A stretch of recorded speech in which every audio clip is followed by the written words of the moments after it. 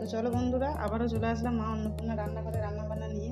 তো আজকে আমাদের বিপদারিণী, তো আজকে তো ভাত খেতে পারবো না, তার জন্য হবে লুচি। লুচির মধ্যে ময়ম দিয়ে দিয়েছি, তেল, চিনি, নুন দিয়ে এটা মাখবো।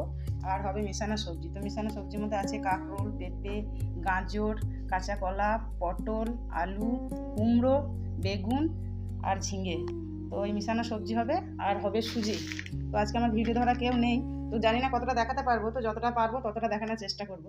তো রান্নাটা করতে থাকি।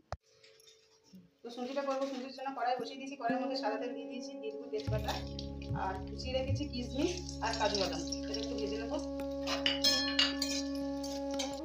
এটা ভাজা হয়ে গেছে, এবার দিয়ে দেবো সুজি। তো সুজিটা একটু লাল করে ভেজে নেবো। তো চলো, সুজিটা আমার ভাজা হয়ে গেছে, এবার দিয়ে দেবো দুধ। তো দিয়ে দেবো সামান্য নুন আর চিনি। কড়াই সবজির জন্য কড়াই বসিয়ে দিয়েছি। কড়াইয়ের মধ্যে সরষের তেল গরম করতে দিয়েছি। তো ফোড়নের জন্য দিয়ে দেবো পাঁচফোড়ন আর শুকনো লঙ্কা। শুকনো লঙ্কার পাঁচফোড়ন ভাজা হয়ে গেছে, দিয়ে দেবো আদা। এবার দিয়ে দেবো সবজিগুলো।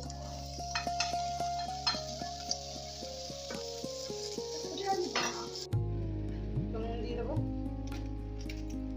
হলুদ,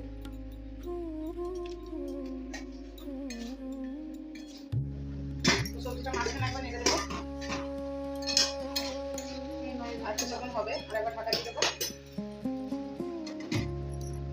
চলো, আমার মিশানো সবজিটা হয়ে এসেছে। এবার দিয়ে দেবো চিনি। এবার বন্ধ করে দেবো। তো আমাদের সমস্ত লুচি লেচি কাটা হয়ে গেছে। তো আমাকে 13টা লুচি খেতে হবে বলে ছোট ছোট করে 13টা করা হয়েছে। আর এই যে গাছ হয়েছে, চলো ভাজি। তেল গরম হয়ে গেছে, দিয়ে দেবো লুচি। হয়ে গেছে লুচি, আবার একটা ভেজে দেখাবো।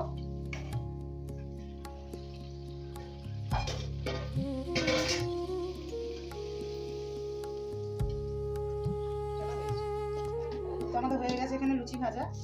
এক গামলা আছে এখানে লুচি, আর আমার জন্য যে লুচিটা ভাজা হয়েছিল সেটা এখানে আছে। আর এই যে সবজিটা বানিয়েছিলাম, সবজিটা